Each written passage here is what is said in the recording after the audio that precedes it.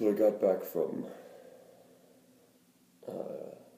most recently a couple of concerts. I biked up to Cleveland Heights, so I'm back at the H.P. Lovecraft House. Upstairs in the attic. It is Thursday morning, April 16th, 2015. I biked up on the 14th from the Falls, Cuyahoga Falls, to go see the Verve Pipe. My friend Ruth got me tickets at the Music Box Theater. The Music Box is a pretty cool venue. They've got two different spaces where music can be going on simultaneously with complete sound insulation. And I biked up because the Verve Pipe was playing, and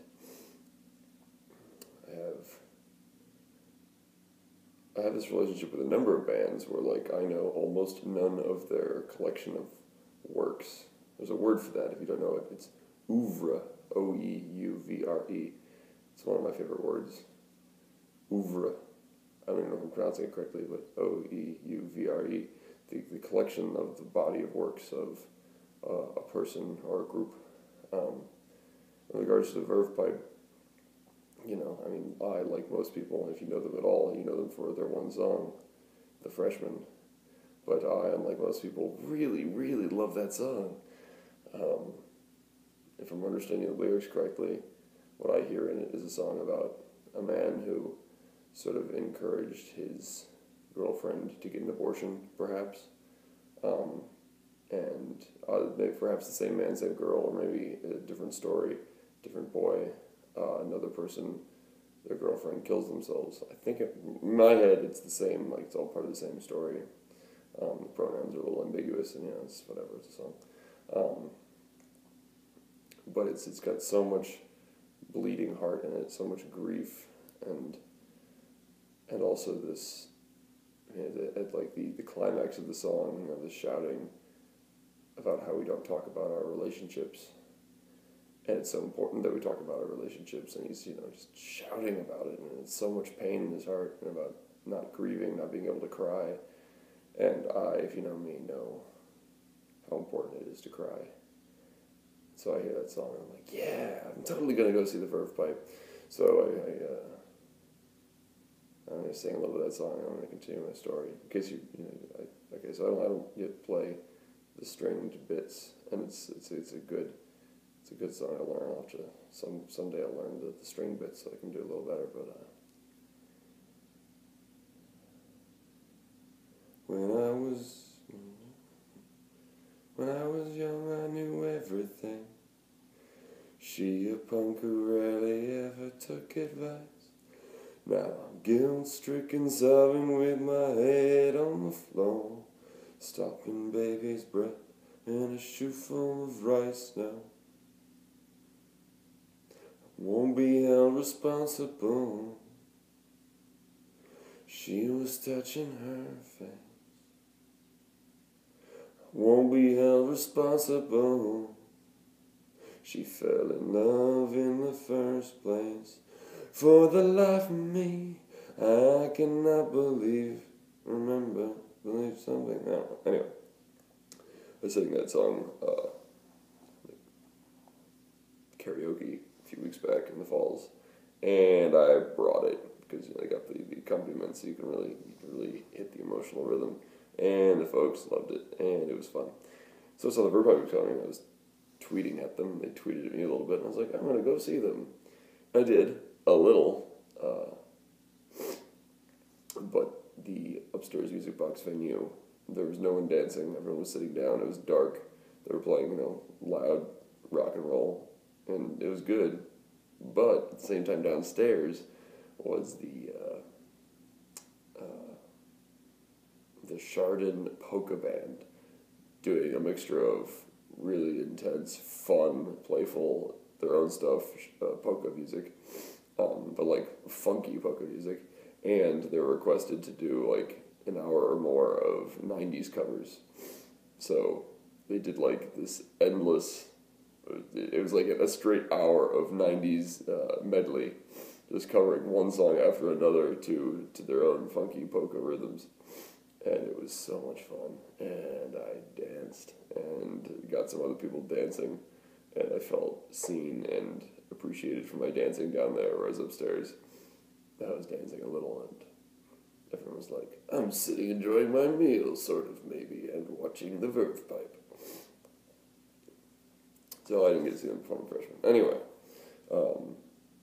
I biked home hungry and half asleep for most of the ride and found some Chinese food in a trash can to eat, and that woke me up a little bit, but then got even more tired. Maybe it was the Chinese. No, I think it was just that I hadn't gotten a lot of sleep, and I had been biking for like 40 miles, 50 miles. Oh, but I made it home alive, and that pleases me, at least. And then yesterday was amazing, going around Cleveland Heights and meeting folks again and sharing about my life, and that's so many other stories. Just meeting a lot of people who were excited to meet me and meeting the spaces here along Lee Road. And then in the evening, got to see Saul Williams perform. And, again, possibly not the best dance music in the venue, but much, much better dance music. He brought a lot of really good rap to some really good beats, and found some people who were really into the dance. But the best dancing that I had, in spite of all that, the best dancing was the first dance with a stranger whose name, I believe, is Marie. Just getting there, we did some really awesome contact improv. There was some fun dancing to Saul Williams, to two folks whose names I'm not exactly remembering, so I'm not going to try. So there's some great dancing downstairs. There were some DJs who were putting on a variety of music. The floor was open, people were sitting down, so my brother John and I brought it, and people seemed to enjoy watching us. It was like open space, and we weren't distracting from a performer doing their thing. It's like it's all like we were still like dancing alpha on the side, and I still had this sense of like, hold back, because otherwise he might distract from Saul doing his thing. And then after Saul was done, they were playing music on the speakers again, right outside the stage, and we got 5, 6, 7, 8 people kind of in a circle, just really cutting it up to Lauryn Hill and Jimmy Brown and other artists I didn't know. It was so good. We were just going to town right behind where Saul Williams was signing stuff. And he was kind enough and aware enough to know that I was wanting to catch his ear for a couple minutes to get a special gift in. So I got to meet him before he was heading to rest in the evening. He's going to Chicago this morning. I asked him if he would make a special signing for the little wee one inside Amanda Palmer's uterus, the baby of Neil Gaiman and Amanda Palmer. This is a gift for you, signed by Saul Williams, Fox and Socks, to the amazing fucking baby. Take it slowly. This book is dangerous. Saul Williams, apparently. I don't know. I didn't do that. I was so delighted. When I brought this, I didn't think, I'm going to bring this to have him sign it to give to their love child. I brought this, and I brought the complete works of William Shakespeare, and I brought a collection of the best poetry in the world, I think. American poetry. I think it's just like a world anthology of poetry.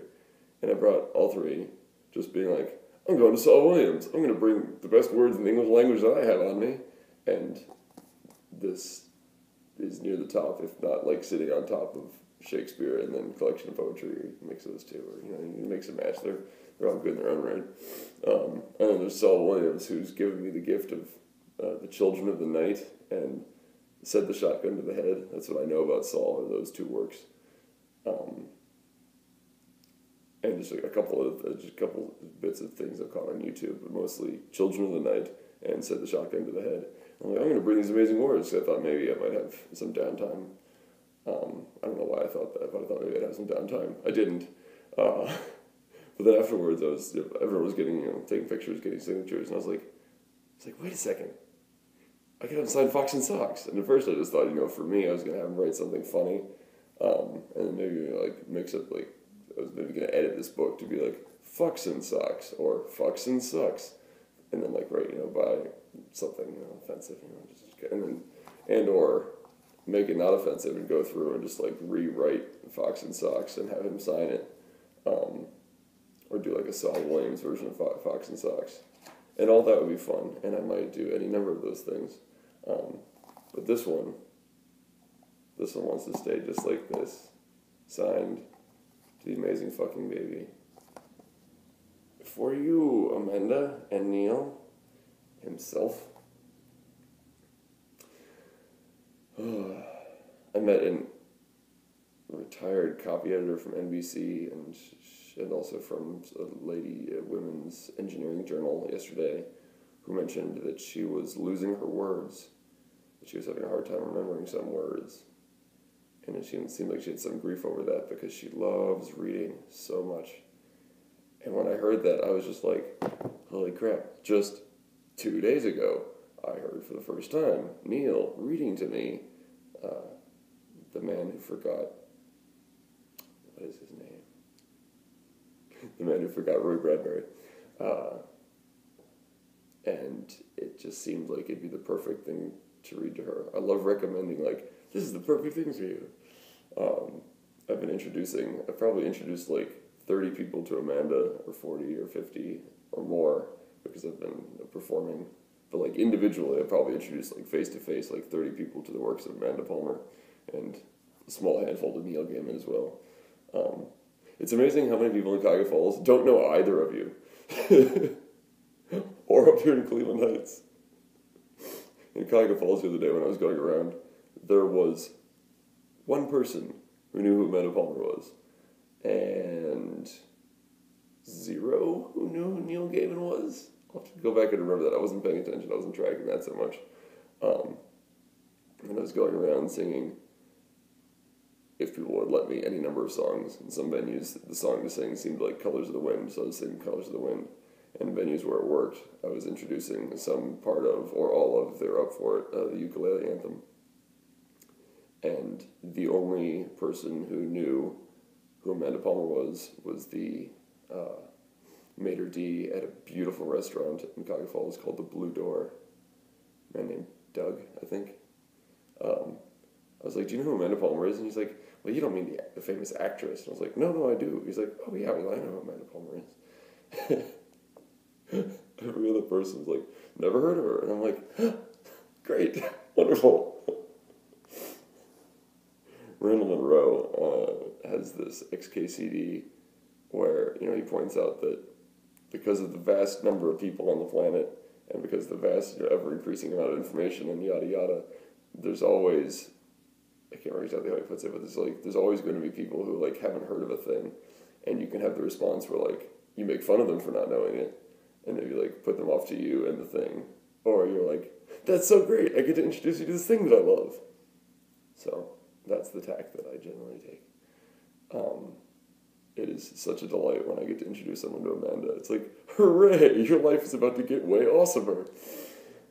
I mean, they probably won't fall madly in love like I have just yet, but I'm working on that.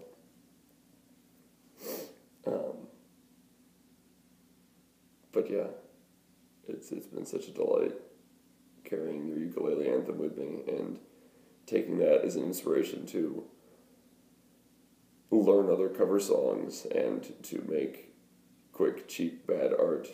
Also, my friend and mentor at a distance, Otto Scharmer, was an inspiration for doing rapid prototyping. But just be like, got an idea? Do it!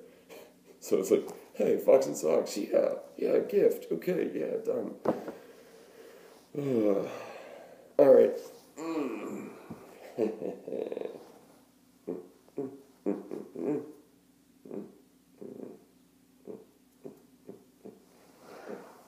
Turn off video now. Peace out, everybody.